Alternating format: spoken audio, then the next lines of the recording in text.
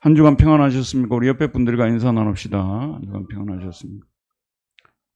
1부 예배에 많이 나왔어요. 2부에 좀 일부러 가셔가지고 좀 적게 보입니다.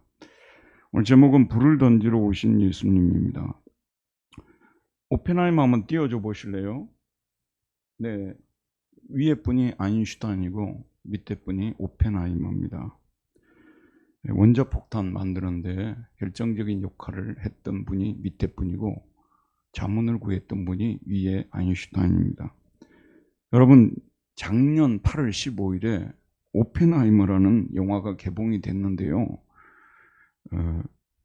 원자폭탄을 소재로 만든 영화인데 아카데미상 7개 부문을 석관할 정도로 큰 인기를 누렸다 합니다. 이 영화의 내용은 넷플릭스가 다큐멘터리라도 만들어 올려놓았습니다. 이 영화는 원자폭탄을 만든 오펜하이머라는 미국의 핵물리학자를 중심으로 그가 원자폭탄 개발을 시작할 때부터 마침내 2개의 폭탄을 개발하여 그것들을 항복을 하지 않고 끝까지 저항하던 일본 도시들에 투하하여 일본을 항복시킬 때까지의 역사를 알려주고 있는 영화입니다. 그런데 저야 뭘 알겠습니까? 이 분야에 대해서요. 근데 제가 우연히 어떻게 책을 구했는데 책 이름이 Brighter Than a Thousand입니다. A Personal History of the Atomic Scientist. 이게 1000개의 태양보다 밝은 원자과학자들의 개인적인 이야기. 이 책을 어떻게 제가 구하게 돼서 읽어봤는데 원전으로 읽은 게 아니고요. 번역이 돼 있어요. 2023년에 번역이 됐는데 1000개의 태양보다 밝은 우리가 몰랐던 과학자들의 개인적 역사. 다산 사이언스에서 번역해서 출간했더라고요. 어쩌다 보니까 제가 이 책을 구해서 읽게 되었는데 이 책이 그냥 써진 책이 아니고요. 당시에는 그 참여했던 사람들 거의 살아있을 때잖아. 1953년이니까요. 그분들을 거의 상당히 중요한 분들을 다 돌아다니면서 다 인터뷰를 했더라고요. 그리고 구할 수 있는 자료는 다 구해가지고 이 책을 써서 여러분도 읽어보시면 이런 책이구나, 기가 막힌 책이구나 탐복을 할 것입니다. 제가 거의 다 읽었습니다. 1930년대에 접어들면서 이미 서구의 핵물리학자들 사이에는 원자폭탄을 만들 수 있다는 생각을 가지게 되었다고 합니다. 연구에서 제일 앞장서서 가던 독일학자들이 그 폭탄이 만들어졌을 경우 히틀러의 손에 들려질 것이고 그렇다면 세계에 큰 재앙을 가져올 것을 두려운 나머지 적극적으로 개발에 착수하지 않았다고 합니다. 하지만 미국에서는 상황이 달랐습니다. 미국의 트루먼 정부는 누스벨트를 이어서 트루먼이 올라오잖아요. 트루먼 정부는 일본과의 전쟁을 종결시키고 소련과의 군비 경쟁에서 앞장서 가고 싶은 동기에서 1943년에 맨하튼 프로젝트를 출범시켰다고 합니다. 그리고 미국, 캐나다, 프랑스, 중국 핵물리학자들 1000명을 미국의 한 지역에 모아가지고 비밀리에 극비에 붙이고 연구에 매진하게 했다고 합니다. 이미 1945년 중반에 원자폭탄을 개발하여 실험을 통해 성능을 확인했다고 합니다. 확인을 했는데 확인하는 과정에서 이분들이 너무 놀란 거예요. 본인들도 이런 어마어마한 그 성능을 가진 그 폭탄이라는 걸 자기들도 몰랐던 거거든요. 근데 이런 걸 일본에다가 바로 투하를 해야 되느냐, 그냥 만들었다는 얘기만 들려줘야 되냐, 아니면 그냥 전시만 해야 될 것이냐, 이걸로 계속해서 토론하다가 강경파가 이겨가지고 일본에 투하하기로 결정하고 여러분이 잘 아시는 대로 1945년 8월 6일에 히로시마에 그리고 9일에 나가사키에 폭탄을 터뜨렸는데 도시 전역이 화염에 휩싸였고요. 10만 명이 그대로 죽은 거예요. 참 이게 비하인드 스토리인데요. 거기에 써놔서 알지 제가 뭘 알겠습니까? 그렇게 써놓은 거예요. 일본 천황이 이 보고를 받고 나서 일본에도 그 핵물리학자들이 있었더라고요. 예전에 그 독일에서 같이 활동했던 그런 학자도 있고 해서 자기들끼리 토론하는데 이게 지금 손을 들어야 되냐 아니면 좀 더 버텨야 되느냐, 좀 더 버틸 수 있었대요 이분들이요. 근데 이분들이 감쪽같이 속은 것이 이런 원자폭탄이 여러 개 있는 줄 알았대요. 근데 사실은 2개밖에 없었대요. 그래서 결국은 이걸로 그냥 전쟁이 종식되고 끝나버렸습니다. 그런데 여러분, 이 원자폭탄이 만들어질 가능성을 가장 먼저 발견한 곳은요, 독일의 옥스포드라 불리는 게팅겐 대학교였습니다. 독일의 중부 지역에 있어요. 저도 한 2번 가봤거든요. 인구가 지금 이제 3만 정도 돼요. 그러니까 학생들 때문에 먹고 사는 도시예요. 그래서 교수들, 학생들 거의 대부분이에요. 독일의 옥스포드라고 해요. 2010년에 타임스가 대학 랭킹을 정했는데 독일 대학 중에서 1위로 꼽힌 대학이에요. 그리고 유럽 전체에 있어서 9위에 랭크됐던 그런 엄청난 대학입니다.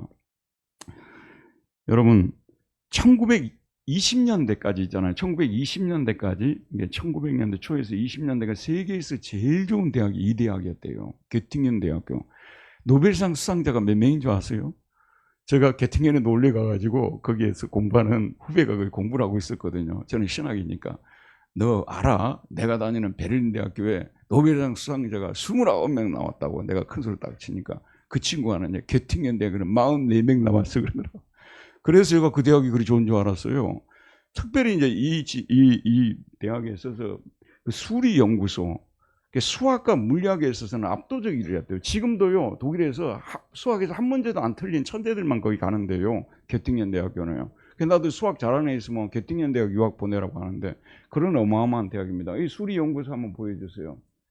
여기서 에피소드가 있는데 오늘 뭐 제가 얘기하려고 아니라 다른 얘기 하려고 하는데 서로 좀 길어지고 있어요. 그래도 12시 넘기지 않으니까 걱정 말고요. 여기가 수리연구소인데 당시에 얼마나 연구들을 열심히 했는지 에피소드가 있는데 한 그 학생이 이렇게 이 문제를 풀고 길을 이렇게 가다가 길바닥에 넘어졌대요. 길바닥에 넘어져서 빨리 일어나라고 했을까요? 길바닥에 누워서도 문제를 풀고 있었답니다. 그 정도로 그 당시에 이 연구가 굉장히 활발했다고 합니다. 전 세계에 그 물리학 좀 한다는 분들은 다 여기에 모여 있었기 때문에 쓰는 말로 물리학의 메카가 되었던 지역이 이 지역입니다. 그런데 히틀러가 정권을 잡고 1930년도 히틀러가 정권을 잡고 자기들에게 자꾸 협조를 하라 그러니까 안 한다고 그러니까 이분들을 핍박을 해갖고 다 도망을 가버렸어요. 덴마크로 가고 영국으로 가고. 그리고 그중에 뛰어난 친구가 하나 있는데 미국에서 유학 온 친구인데 오펜하이머라는 이 친구예요. 이 미국으로 건너가서 이 사람이 원자폭탄을 개발하는데 주도적인 역할을 했던 것입니다. 우라늄과 플루토늄이라는 원소들에서 이런 어마어마한 에너지를 생산하여 한 도시를 불바다로 만들 정도가 될 줄을 누가 알았겠습니까? 연구 결과를 보면서 설마 했는데 이런 폭탄이 터지니까요. 사람들이 엄청, 그 학자들이 엄청 놀랐다고 합니다.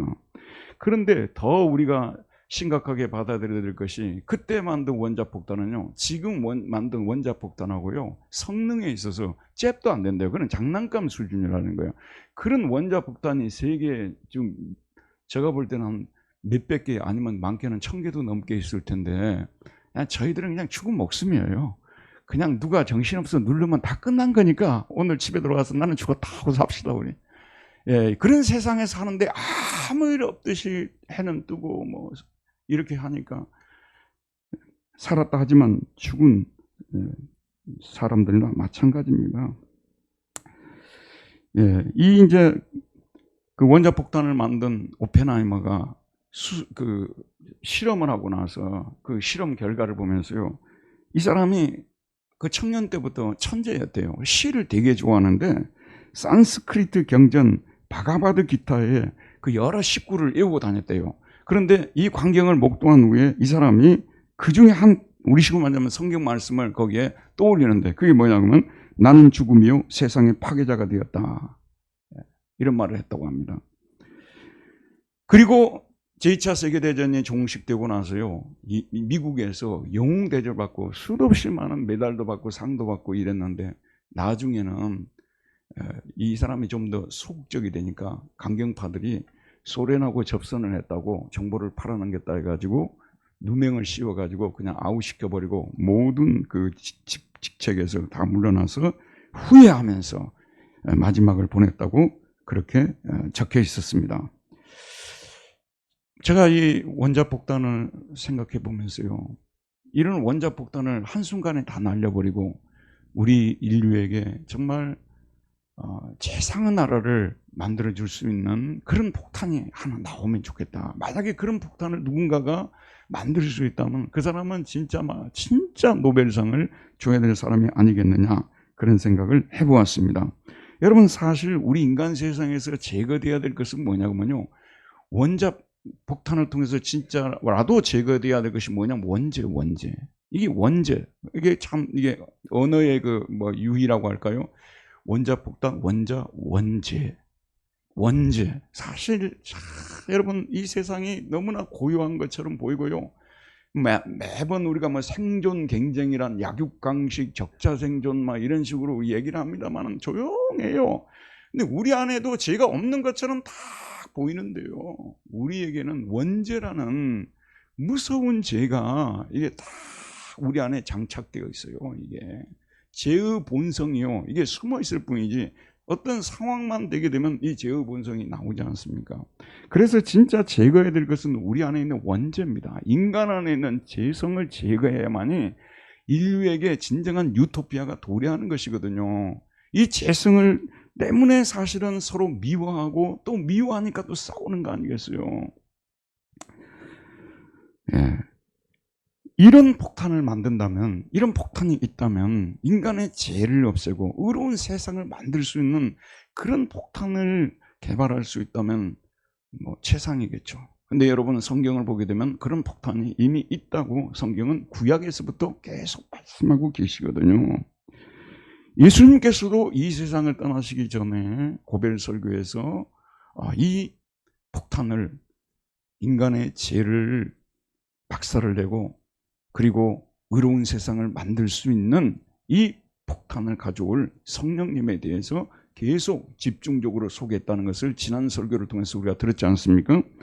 자, 여러분, 이 폭탄의 이름이 무엇이냐 그러면 성령 폭탄입니다. 예, 성령 폭탄. 예수님은 마귀와의 전쟁, 죄와의 전쟁, 죽음과의 전쟁, 소위 홀리워, 거룩한 전쟁을 시작하시는데, 구약 성경을 읽다 보게 되면 전쟁하는 부분이 엄청나게 많이 나오잖아요. 그래서 많은 사람들은 이건 이스라엘이 옆 나라들하고 전쟁한 그런 이스라엘 역사책이지 인류를 구원한다는 건 말도 안 된다고, 구약은 우리하고는 관계없다고 말하는 사람들이 많았어요. 근데 구약을 영적으로 읽지 않으면 이런 현상이 나오는 거예요. 구약에 벌어진 그 거룩한, 이게 소위 말해서 홀리워거든요. 이 거룩한 전쟁은요, 신약에 예수님께서 오셔서 죄와 마귀가 죽음과의 전쟁을 벌일 거룩한 전쟁, 이 전쟁을 예표하고 예시하는 부분들이에요. 그러니까 여러분이 그런 구절들을 읽으면서요, 이스라엘이 블레셋에서 싸웠다, 예수님이 죄와 싸우는 장면을 오버랩하면서 겹치면서 읽으면 큰 구절들이 그렇게 은혜가 될 수가 없어요.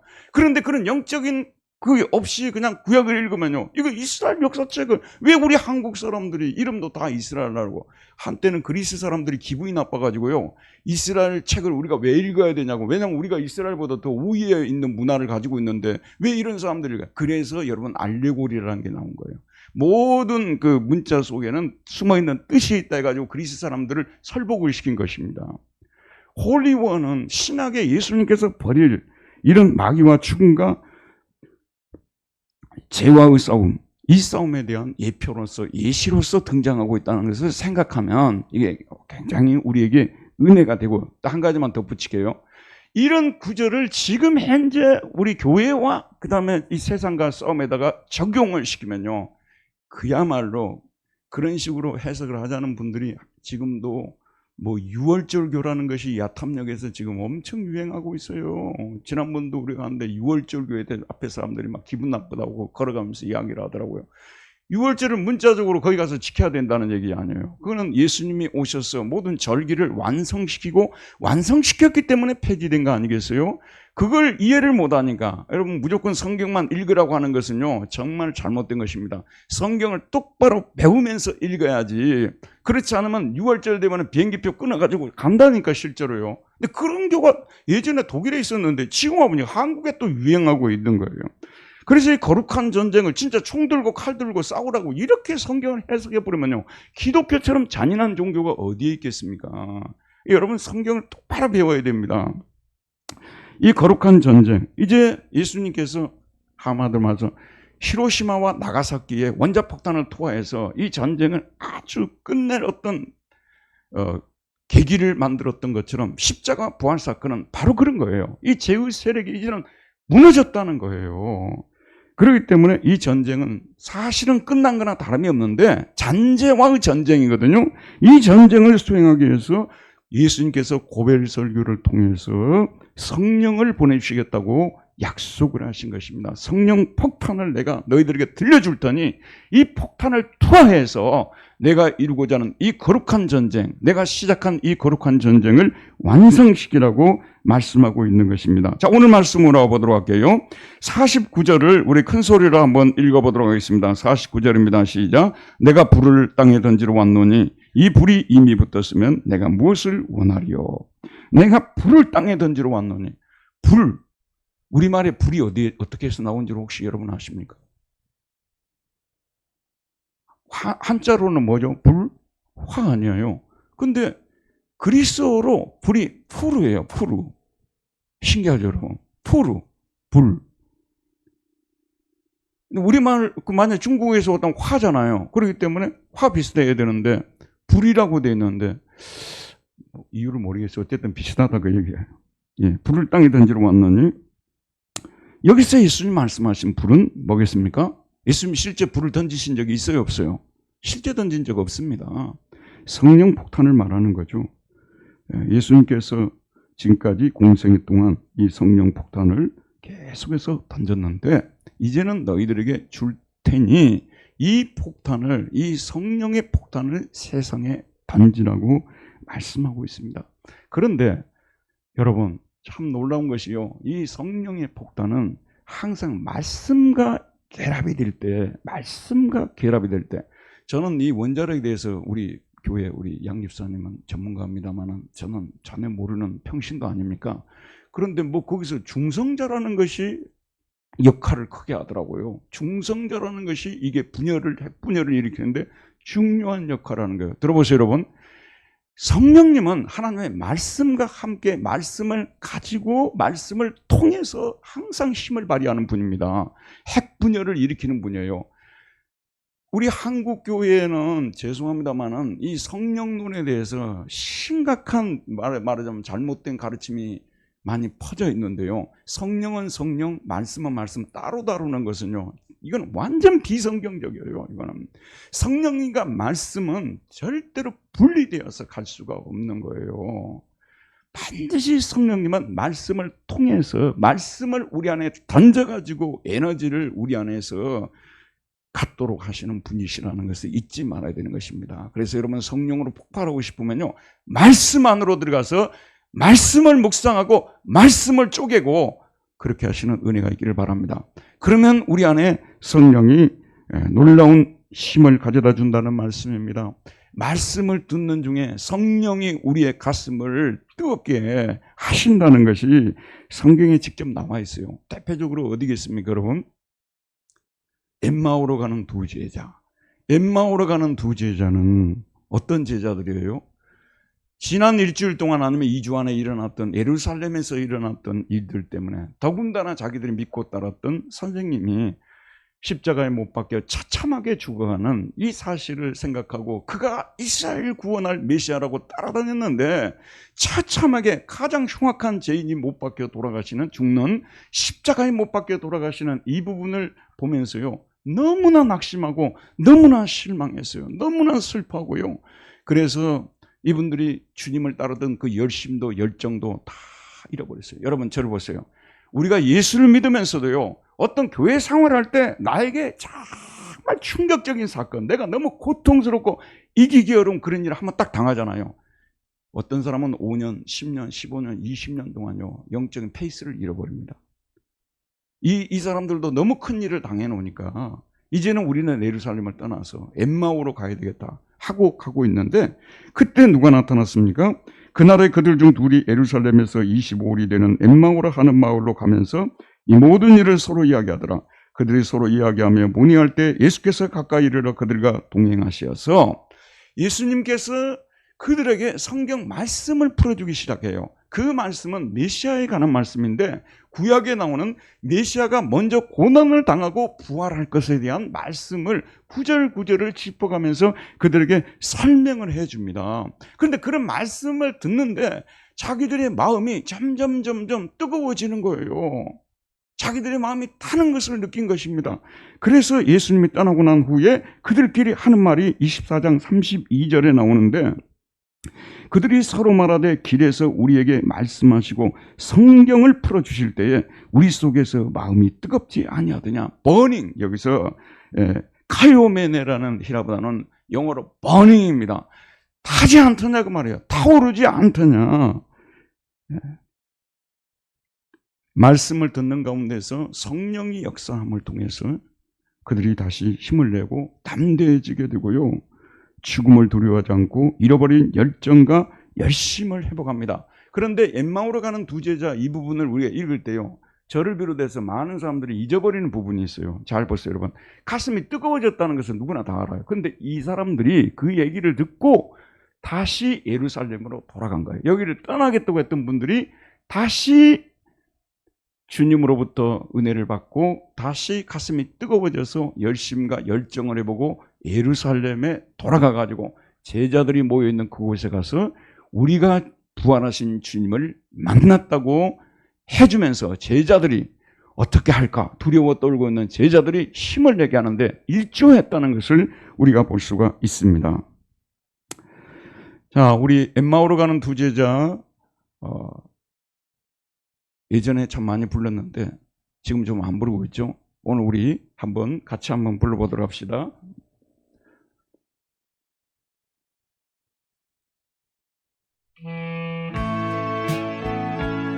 이분이 부르는데요, 우리도 함께 부르면 됩니다. 엠마오로 가는 두 제자가 예수님을 만나서 말씀을 듣고 가슴이 뜨거워지던 그 부분을 생각하면서 불러보도록 합시다.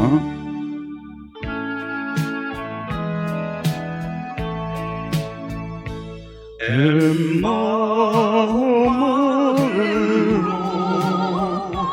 가는 두 제자, 절망과 공포에 잠겨 있을 때 엠마오로 가는 두 제자, 절망과 공포에 잠겨 있을 때 주 예수 우리들에게 나타나시사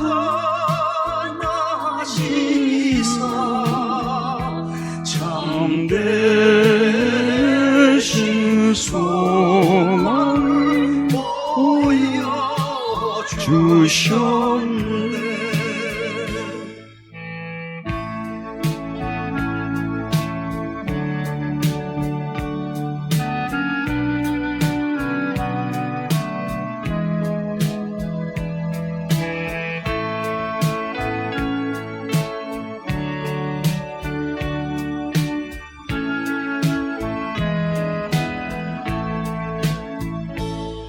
이 세상 사는 길, 엠마오의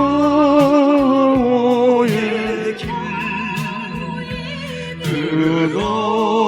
끝없는 슬픔이 앞길을 막으나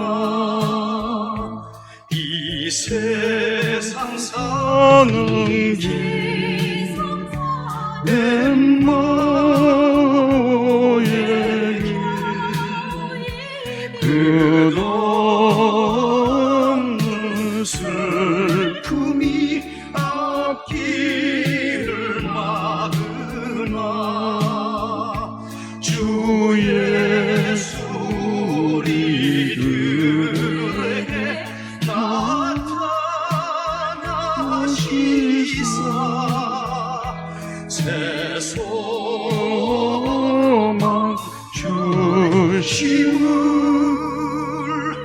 믿사옵니다.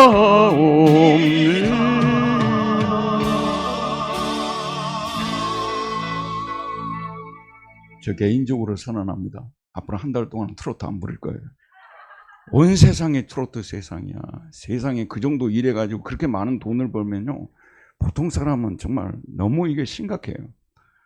그게 계속 돈 벌려고 그냥 이 방송국들이 그냥 말하자면 그냥 조그만 애들을 데려다가 별짓을 다 시키는 이런 그 생각을 하니까 내가 정서주를 좋아했던 거 후회가 되더라고요. 그래서 이제 당분간 정서주 노래 한 달 동안 안 들을 거예요. 약속하겠습니다. 우리 정말 좀 더 우리 하나님 안에서 뜨거워지고 하나님을 찬양하는 쪽에 우리가 좀 더 시간을 많이 내서 투자했으면 좋겠습니다. 예. 세 번째로 성령 폭탄을 던지면 어떤 현상이 일어나느냐. 예, 여러분, 공동체가 분열을 합니다.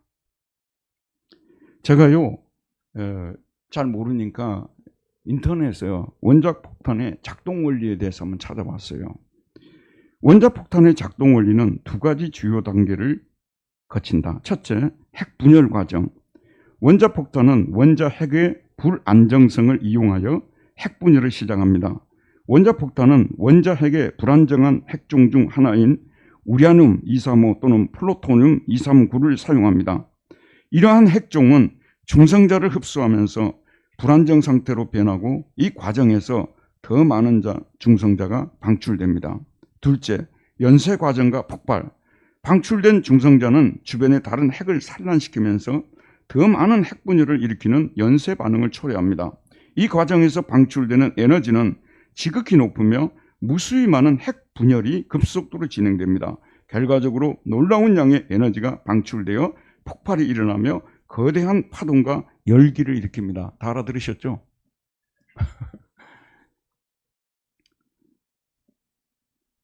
정확히 이해할 수 없는 말들이지만 방출된 중성자는 주변의 다른 핵을 산란시키면서 더 많은 핵 분열을 일으키는 연쇄 반응을 초래한다는 말에 주목해 봅니다. 성령님께서 우리에게 오시면요, 잘 보십시오 여러분. 성령님께서 오시면 사람을 분열시킵니다. 알곡과 가라지를 분열시키고 참과 거짓을 분리시키죠. 평소에 잘 알고 있는 사람들을 분열시킵니다. 그래서 오늘 말씀에서 예수님은 이 사실을 지적하고 있습니다. 누가복음 12장 50절에서 53절. 이게 뭐 예수님이 원자력 폭탄 생각하면서 말씀 주셨겠어요? 공교롭게 이렇게 일치가는데 51절에서 53절 한번 읽어보도록 하겠습니다. 시작. 내가 세상에 화평을 주려고 온 줄로 아느냐? 내가 너희에게 이르노니 아니라 도리어 분쟁하게 하려 함이로라. 이후부터 한 집에 5사람이 있어 분쟁하되 셋이 둘과 둘이 셋과 하리니 아버지가 아들과 아들이 아버지와 어머니가 딸과 딸이 어머니와 시어머니가 며느리와 며느리가 시어머니와 분쟁하리라 하시니라. 이런 구절을 특히 이단들이 좋아해요. 그래가지고 가정을 파괴시키고 하나님을 잘 믿으려면 시어머니와 불화해야 된다고 성경에 일 나와 있지 않느냐고 다 이렇게 가르쳐요. 그러니까 오늘날 우리 성도님들이 똑똑하지 않으면요, 이단의 밥이 되는 겁니다. 왜냐하면 다 이분들의 특징이 뭐냐면 성경 가지고 이야기한다 그러거든요. 성경 구절이 줄줄이 나와요. 근데 성경을 엉터리로 푸는 겁니다. 이것은 성령님이 오셔서 일어나는 현상이 나오는데 성령님께서 알곡과 가라지를 분리시키는 거예요. 그리고 가라지는 불태우고 알곡은 이렇게 폭발을 시켜가지고 핵 폭발시키듯이 핵 분열을 시키고 폭발을 시키는데요. 성령님은 이 일을 하시는 분이세요. 여러분 참 성령님이 하시는 분이 놀랍습니다. 여기 교회가 있잖아요. 근데 가만히 이렇게 하나님이 교회를 놔둡니다. 그런데 여기 이물질이 자꾸 들어옵니다. 이단이 들어오고 막 들어오잖아요. 그러면 어느 순간에 성령이 딱 나타나면요, 말씀을 통해서든지 어떤 방법을 통해서 그 잘못된 사람들의 정체를 딱 드러내가지고요, 그 사람들을 다 나가게 하십니다. 여러분은 그걸 어느 정도 받아들이는지 모르겠습니다만 저는 짧은 목회 기간 동안요, 이런 일을 직접 체험했어요. 어떤 일이 일어났는데 신천지를 그때 벌하는 과정에서 교인들이 두 줄로 다 어떤 집사님이 목사님 이것이 양염소 비유의 바로 이 말인갑습니다 하더라고요. 그래서 그분들이 다 자기들이 우리 교회 잘못됐다고 막 욕하고 다 나갔어요. 그러고 나니까 교회가 깨끗해진 거예요. 정말 하나님을 경외하는 사람들만 남아있는 거예요. 여러분 그때부터 하나님이 일을 하기 시작하시더라고요. 이 교회의 비밀입니다. 왜 나갈까? 왜 나갈까 하지 마세요. 하나님이 참다 내보내는 거예요. 웬만하면 하나님이 이곳에 두십니다. 그러나 너무 자기 잘난 맛으로 살고 그냥 너무 똑똑한 척하고 막 너무 교만하고 그러면요, 하나님께서 우리 공동체에서 분리시켜. 그리고 나서 그 남아있는 사람들을 분열을 시키는데요, 핵분열시키듯이 이 사람들을 성령 충만 받게 하셔서 이 사람들이 그리스도의 증인들이 되게 하셔서 이 사람들이 바로 부흥의 주역들이 되게 하시는 이런 은혜가 임합니다. 놀라운 사실입니다, 여러분. 마귀만 분열을 꾀하는 자가 아니에요. 마귀는 자기 사람들 다 모아가지고 지옥 보내려고 분열을 조장하거든요. 그래서 마귀가 교회 안에서 분열을 많이 조장하는데, 조장의 목적이 뭐냐 그러면요, 자기에게 속한 사람들을 데려가려고 하는 분열이에요. 마귀의 분열은요, 성령이 이렇게 갈라내는 것은 무엇이냐 그러면요, 이 교회를 좀 더 거룩한 포도원으로 만들기 위해서, 거룩한 공동체가 되도록 하기 위해서 인물적인 것들을 다 분리시키는 겁니다. 그리고 난 다음에 그 사람들을 부흥을 시키는데, 한국교회 역사도 보게 되면 성령이 핵분열시키지 분열시키는, 한번 보세요 여러분. 1894년에 중국에 있던 알렌 선교사가요, 의료 선교사로 우리나라에 입국을 했습니다. 첫 번째요. 1895년에 장로교 선교사 언더우드, 감리교 선교사 아펜젤러, 이 사람들이 인천의 제물포에 상륙했지 않습니까? 그때 교인이 말하자면 거의 없었죠. 세문안교회를 언더우드 목사님이 세우시고, 그 다음에 베델교회를 아펜첼러 목사님이 세우시고, 교인 한두 명 데리고 이렇게 시작했던 교회들 아닙니까 여러분? 1935년에 통계가, 오늘 내가 아침에 보고 왔어요. 장로교, 감리교, 성결교만 해가지고 통계가 얼마냐면 40만이에요. 40만. 이게 어떻게 가능했겠어요? 성령이 그런 분이십니다. 그래서 교인들이 좀 작아진다고 해서요, 두려워하지 마세요. 작아지는 것보다 더 두려워할 것이 거룩하지 못한 공동체로서 커지는 거예요. 만나보면 크리스찬 같지도 않은 사람들이 모여가지고 예배드리고, 이런 걸 우리가 더 두려워해야 되지, 우리가 정말 진실한 그리스도인들이 우리 몇 명도 안 되지만 이런 크리스찬들이 모여있다면요, 두려워할 필요 없습니다. 하나님이 때가 되면은 우리를 분열을 시키고 우리 속에 막 성령이 충만하게 만들고 그리스도를 전하지 않고는 견딜 수 없게 만들면서 사람들이 들어오도록 만드는 그런 놀라운 역사를 일으킨다는 거, 이걸 우리가 생각해야 되는 것입니다. 분열을 두려워하지 마시기 바랍니다. 여러분, 때로는 이 공동체가 전에 예상치 않는 그런 분열을 일으킬 수도 있어요. 하지만 우리가 끝까지 주님을 붙잡고 말씀을 붙잡고 나간다면, 그 중에 얼마가, 그 중에 그루터기 10분의 1이 남았다 할지라도 그 사람들을 분열을 시켜서, 그 사람들을 폭발시켜서 주님께서 원하시고 기뻐하시는 교회로 만들어 가시는 것입니다. 제가 여러분에게 말씀을 드리고 싶은 것이 있어요. 가면 갈수록요, 한 사람의 문제더라고요.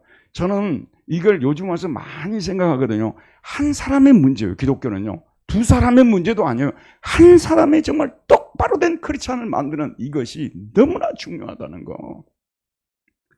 예전에 우리 한국에 UBF라는 단체가 있었어요. 성경 공부하는 대학생 선교단체죠. 그 사람들은 철저하게 1대1을 고집했어요. 그 사람들은 철저히 1대1 공부예요. 지금 우리 교회도 보게 되면 1대1 공부가 나요. 제가 이게 그 탁구장에 드나들면요, 탁구 연습을 시키는데 좀 고수들이 있지 않습니까? 이분들은 관장이 그 사람을 1대1로 시키는데, 이분들이 나 칠 줄 아니까 안 받는다고 안 해요. 꼭 와서 개인 레슨을 합니다. 그래야만 그 실력이 유지가 되는데, 저는 우리 목사들을 이제 많이 친하잖아요. 여러분이 아시는 분은 아시겠습니다만은, 저는 목사님들하고 또는 전도사님들이나 이런 분들하고 패친을 맺어서 페이스북을 좀 활발하게 하고 있는데, 거의 공부에 관한 얘기거든요. 왜 공부에 관한 얘기를 하냐면요, 죄송합니다만은 저도 마찬가지입니다. 너무나 많은 목회자들이 공부를 안 해버려요. 어느 정도 지나고 나면 책을 덮어버립니다. 그 신학교 때 나오고 같이 공부했던 그 친구가 저쪽에서 한 300명 이상 하는 교회를 하고 있더라고요. 제가 귀국했을 때. 그 친구가 저한테 한 말이 뭐냐면요, 얼마나 자신이 있었던지, 자기는 오늘부터 요즘 책을 안 읽는데 자기 책을 읽을 필요 없대요. 성경 펴면 봐 설교가 된대요. 보십시오 여러분. 그 목회자에게만 해당하겠습니까? 저와 여러분도요, 좀 더 자라가줘야 돼요. 좀 더 자라가줘야 됩니다. 여러분 개인을 좀 분석할 수가 있어야 돼요.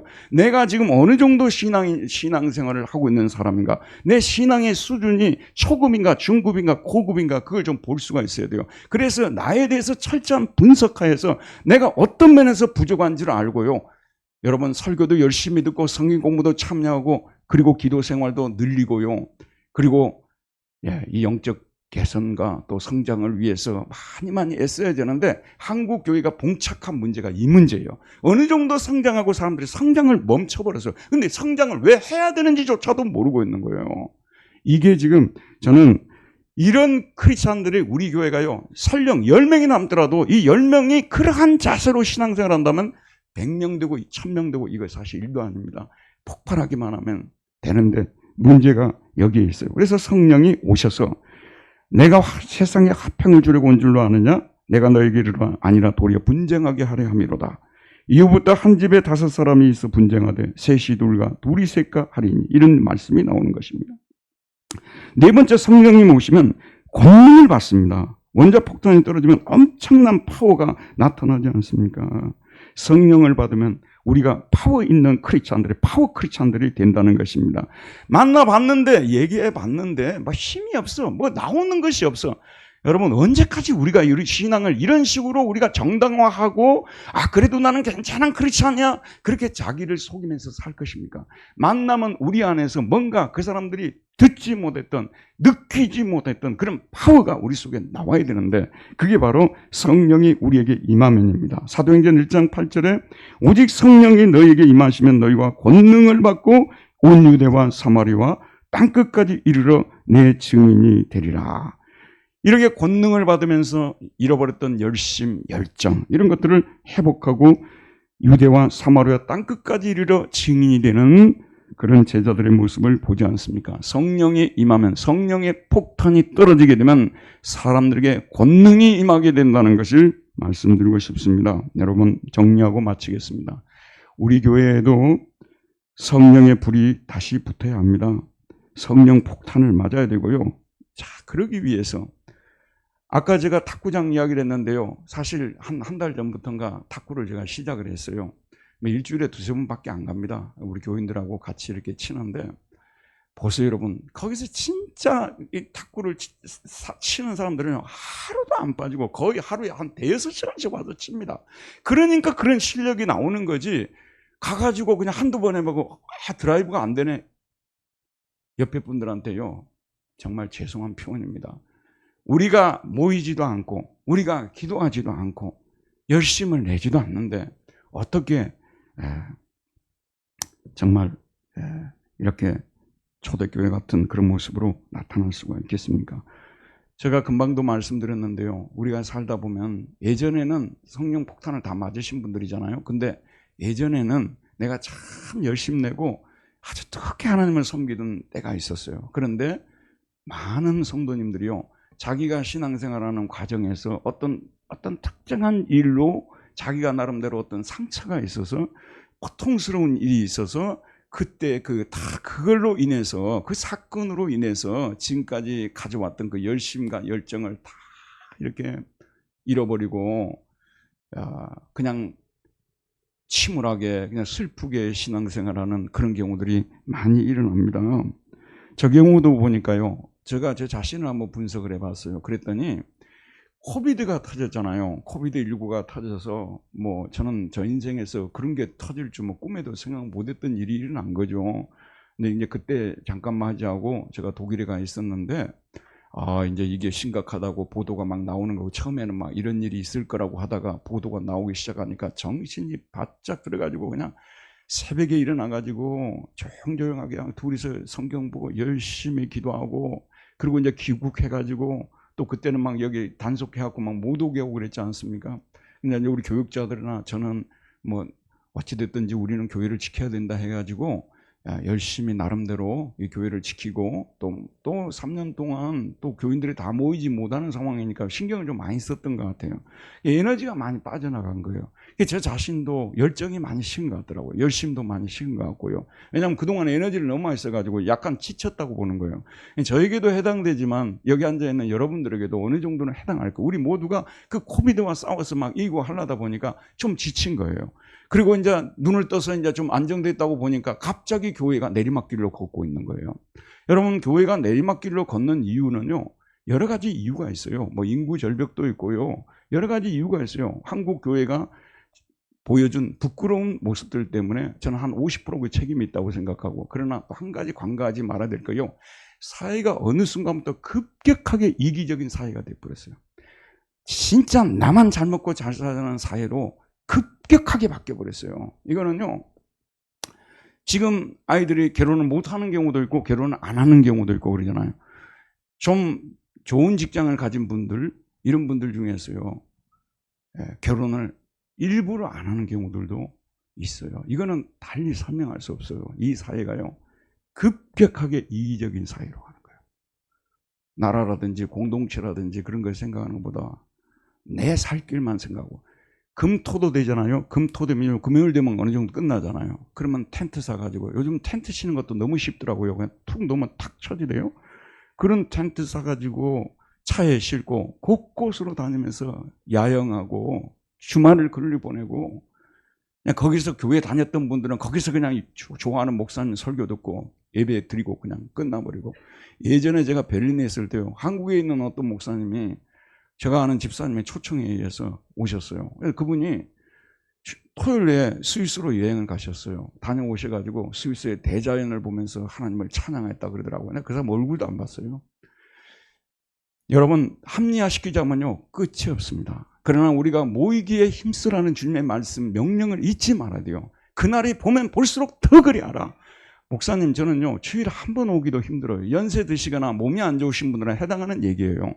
또 너무 요즘 바빠가지고 그럴 수밖에 없는 분들도 해당이 안 되죠. 그러나 우리는 교회 모임이 있으면요, 가능한 다 참여해야 되겠다는 생각을 갖는 것이, 제가 심지어는 어떤 생각까지 드냐 그러면요, 하나님께서 그런 거 좀 봐가지고 계산해가지고 좀 계산서를 좀 보냈으면 좋겠어요. 그러면 성도들이 정신이 바짝 들어가지고, 아, 이런 것도 하나님이 다 고려하고 있는 거구나. 나는 고려하지 않는다고 생각하는데 하나님 이거 다 고려하고 있는 거나 좀 깨달았으면 좋겠어요. 그리고 우리가 건강해서 언제까지 우리가 교회에 나올 수 있겠어요? 나올 수 있을 때 일주일에 한 번만 비치지 말고 두 번도 좀 비추고 그 잘생긴 얼굴 어디다가 보여주려고 그래요? 와서 좀 보여주고 성도의 교제도 좀 나누고 함께 모여서, 우리가요, 마귀에게 빠지는 유혹이 뭔지 아세요? 목사님은 그래도요, 나는 지금까지 신앙생활 얼마나 잘해온 사람이라고요. 나는 괜찮은 사람이라고. 자기는 불이 잘 붙는 장작이라고 자기는 얘기해요. 자기는 불이 너무나 잘 붙는 장작이라고 해요. 비라는 성도도 똑같이 하게요. 근데 이것이 이렇게 모이지 않으면 불이 붙겠습니까? 제가 시골에서 나무하러 많이 다녔어요. 그때는 연료가 없었기 때문에 산에 가서 나무를 지어와가지고 갈구리로 긁어와가지고 불을 만들잖아요. 그걸 전부 모아가지고 불을 만드는 거지, 어떻게 따로따로 불을 만들 수 있습니까? 아무리 좋은 나무라도요, 하나만 놔도 태울 수 없어요. 하나님의 교회가, 적어도 주님을 따른다는 교회가 모이기에 힘쓰지 않고 초신자들이라든지 몸이 좋지 않거나 연로하신 분들을 제외하고 드릴 말씀이에요. 또 지금 너무 바쁘셔서 도무지 올 수 없는 분들은 그러게 유튜브를 통해 들을 수도 있겠죠. 하지만 우리가요, 그러한 것들이 옳은 것이라고 생각하지 말아야 된다고 말해요. 나는 혹시라도 여러분들이요, 그것이 옳다고 믿을까봐 참 겁나요. 그리고 저처럼 이야기하는 사람들을 바리새인 신앙으로 몰아붙일까 겁나요, 여러분. 그런 식으로 생각하면 초대교회에서 신앙생활 했던 사람들은 다 바리새인들 아니에요, 여러분. 초대교회가 비정상적인 교회가 아니었어요. 어느 교회가 비정상인 교회예요? 오늘 저와 여러분이, 저 자신도 오늘 이 설교를 통해서 다시 한번 열심을 내고 열정적으로 하나님의 교회를 섬겨야 되겠다 결심을 했습니다. 여러분에게도 이런 결심이 있기를 바랍니다. 은혜로우신 하나님, 오늘도 생명의 말씀을 우리에게 보내주셔서 성령의 폭탄을 맞아야만이 우리가 힘을 내서 열심과 열정을 회복해서 하나님을 기쁘시게 하는 신앙들이 될 수 있다는 거 말씀해 주셨사오니 이 말씀을 실천하며 살아가는 우리 모두가 되게 하여 주옵소서. 예수님 이름으로 기도하였습니다. 아멘. 다 같이 찬송가 부르시겠습니다.